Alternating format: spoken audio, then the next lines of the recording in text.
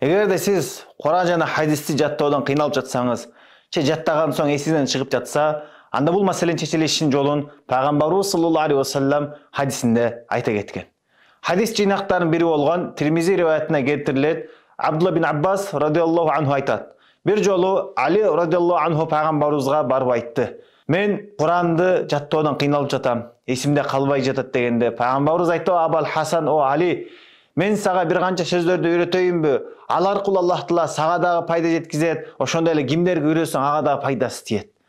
Анан пайгамбарыбыз айтты: "Жума түнү болгондо, ачыктап айтканда бейшемби күнү түнүндө, эгерде сен түндүн акыркы бөлүгүндө ойгонуп тура алсаң, анда ошол убакта тургунуң. Анткени ал убакта периштелер түшүп, дуалар кабыл болгон учур. Эгерде ал убакта ойгонуп тура албасаң, анда түндүн ортоку бөлүгүндө тургунуң. Эгерде андай да кыла албасаң, анда түндүн алгачкы бөлүгүндө туруп 4 рекет намаз окугунуң. Биринчи рекетинде Фатиха менен кошо Ясин сүрөсүн окуйсуң. Экинчи рекетинде болсо Фатиха менен кошо Духон сүрөсүн окуйсуң. Үчүнчү рекетте болсо Фатихадан кийин Сажда сүрөсүн окуйсуң. Анан 4-нчү рекетте Фатихадан кийин Табарак Мулк сүрөсүн окуйсуң.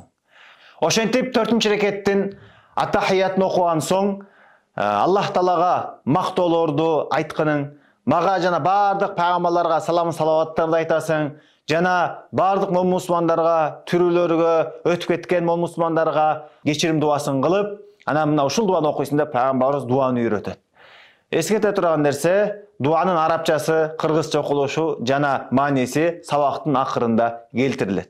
Анан пайгамбарыбыз айтты: "Эй Али, эгерде сен ушул амалды 3 жума же 5 жума же 7 жума кыла турган болсоң, анда сенин дуаң сөзсүз түрдө Аллахтын өкмү менен кабыл болот." Абдулла бин Аббас радиаллаху анху айтат: Али радиаллаху анху 5-7 жумадан кийин пайгамбарыбызга келип айтты: "Я Расулаллах, инни кунту фима хала ла ахуду илля арба аят ва нахвахунна, фа иза каратухунна ала нафси тафаллатна." Мен мурда 4 аятты окуп, ошону жаттап, кийин өз алдынча кайталайын дегенимде эсимден чыгып кетет эле. Wa ana alta'allamu al-yawma 40 ayatan wa nahwaha fa idha qara'tuha ala nafsi fa ka'annama kitabullahi bayna 'aynayya.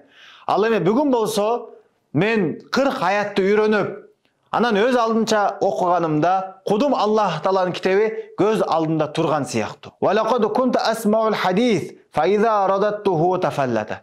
Мен мурда бир хадисти угуп, кайра кайталайын дегенде эстен чыгып кетет эле. Wa ana al-yawma asma'u al-haditha fa idha haddathtu biha lam akhri minha harfan.